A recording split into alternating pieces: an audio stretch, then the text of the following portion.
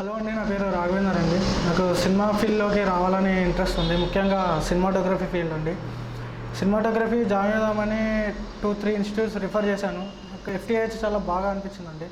ఇంటర్నెట్లో కూడా Uday Kiran sir interviews అవి చాలా చూశాను. ఇక్కడికి వచ్చాక సార్తో కూడా ఇంటరాక్ట్ అయ్యాను సార్ నేను.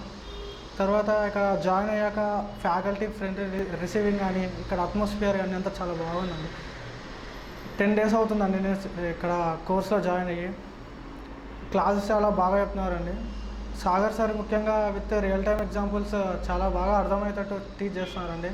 ఫండమెంటల్స్ బేసిక్స్ అన్నీ చాలా బాగా చెప్తున్నారు సార్.